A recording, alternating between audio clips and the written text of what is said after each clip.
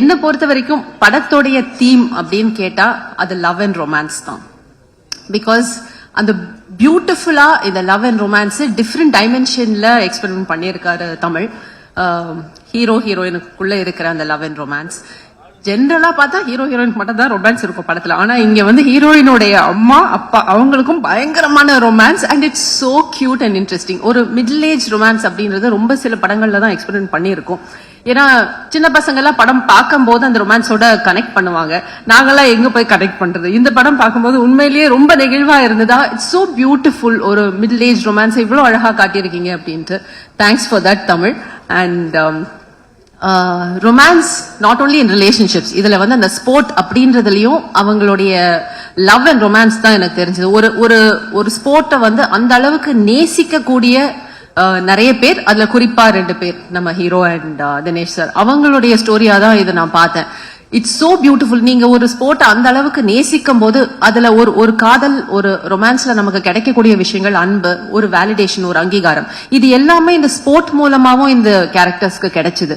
அதனாலதான் அந்த மாற்றங்களும் ஏற்பட்டுச்சு அப்படின்னு எனக்கு ரெசனேட் ஆச்சு. அந்த படம் பார்க்கும்போது அப்படிதான் எனக்கு ஃபீல் ஆச்சு. It was a full fledged love and romance film between people, மக்களுக்கு மத்தியிலையும் அண்ட் ஸ்போர்ட்ஸ்க்கு மத்தியிலையும். அப்படிதான் எனக்கு ஃபீல் ஆச்சு. அண்ட் தமிழ் ஃபர்ஸ்ட் படத்துலயே செஞ்சுரி அடிச்சிட்டீங்க.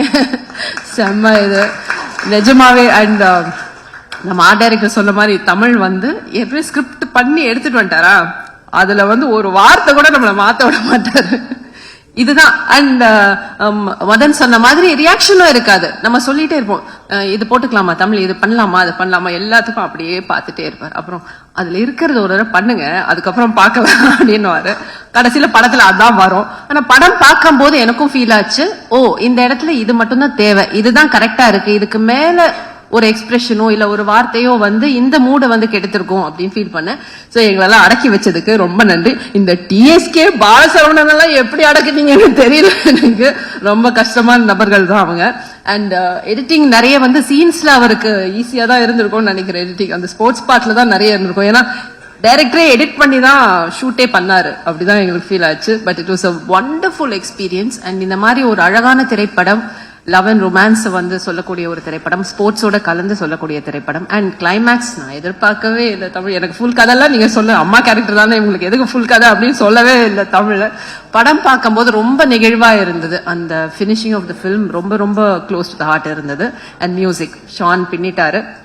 ஸோ இது it's not just an entertaining film, it's got எல்லாமே இருக்கு. நீங்க என்ன எதிர்பார்த்து போவீங்களோ அது எல்லாமே இந்த படத்துல உங்களுக்கு கிடைக்கும். அண்ட் பிரசன்ட் மீடியா ரொம்ப நல்லா என்கரேஜ் பண்ணிட்டு வந்திருக்கீங்க. யூ லவ் த ஃபிலிம், அது எனக்கு நல்லா தெரியுது உங்களுடைய ஃபீட்பேக்ல இருந்து. Thanks so much for that. Thanks Prince Pictures, company ஆர்டிஸ்டா இருந்துட்டு இருக்கேன், எல்லா படங்களையும் தொடர்ந்து ஒர்க் பண்ணிட்டு இருக்கேன், அதுக்கு நன்றி. கங்க்ராச்சுலேஷன்ஸ் ஹரிஷ், என்னுடைய மகன் பின்னி இருக்காரு இந்த படத்துல. And to give that much space, மற்ற ஆர்டிஸ்டுக்கும் அந்த அளவுக்கு நீங்க ஸ்பேஸ் கொடுத்துருக்கீங்க, that is really commendable. Yeah. Thanks so much.